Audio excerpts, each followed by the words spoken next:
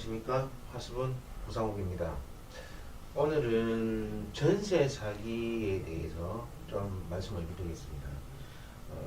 최근에 그 빌라왕 뭐 이런 식으로 해서 뉴스에서 많이 나오듯이 전세 사기 피해자에 대한 대책을 정부가 추가로 발표를 했습니다. 여기에 대해서 제가 설명을 드리겠습니다. 최근에 뭐 연일 뭐 빌라왕 뭐 이렇게 해서 뭐 구속이 되고 또 전세 사기 피해자들이 빈번히 발생을 하고 있습니다. 여기에 이 일환으로 보통 일반적으로 전세 사기 예방을 위해서 전세 보증보험을 들었었죠. 근데 과거에는 집값이 3억이면 전세금도 3억을 보증해 주었습니다. 이러다 보니 주택금융공사가 부실이 현재 눈덩이처럼 벌어졌죠. 이에 올해 5월부터는 전세가율 90% 수준으로 보증 예정입니다. 그리고 이미 이제 100% 그 전에 보증한 분들은 만기 갱신 시에 내년 1월부터 90%를 변경할 예정입니다. 그렇다면 전세값이 이렇게 딱 뭐 90% 집값이 90% 이렇게 정해졌는데, 그러면 집값의 적정선은 어떻게 처리할 것인가에 대해서 얘기해 보도록 하겠습니다. 집값의 적정선은 공시가격의 140%, 최근 1년간의 거래 내역, 등기상의 거래 금액, 즉 분양가격, 이 세 가지를 근거로 집값의 산정 근거를 기준합니다. 여기서 아파트와 오피스텔은 예외로 둡니다. 왜냐하면 아파트 같은 경우는 거래가 빈번하고 KBC세라는 어떤 객관적인 데이터가 있기 때문에 이 부분들을 활용할 것 같고요.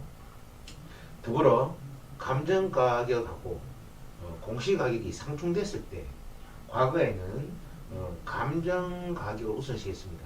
그러다 보니까 감정가격을 웃돈을 주고 이렇게 해서 부풀리다 보니 여기에 대해서 또 부작용이 발생했습니다. 감정가격이 크게 되면 집값이 높아지게 되고, 거기 되면 또 현실적이지 못한 전세 가격이 형성되기 때문이죠.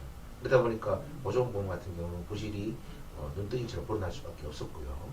그래서 지금 바뀔 거는 변경된 기준은 공시가격 또는 실거래 가격이 부재 시에 감정가격을 사용할 예정입니다.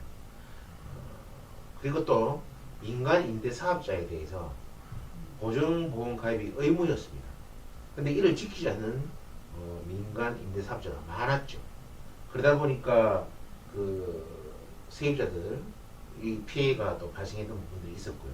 그래서 변경될 부분들은 보증보험을 가입하지 않은 임대사업자들에게는 임대사업자 승인을 내주지 않도록 이렇게 정했고요.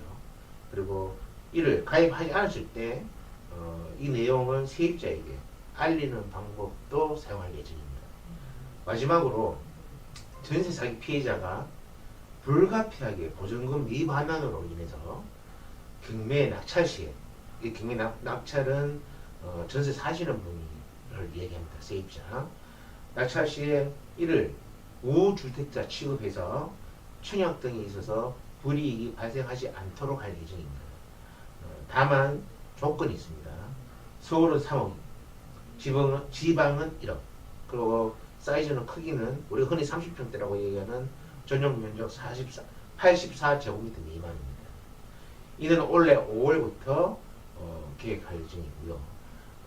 여러 가지 정부에서 지금 현재 전세 사기 피해 때문에 여러 가지 대책을 발표하고 있는데, 그 중에서 중요한 내용을 오늘 브리핑 해드렸습니다.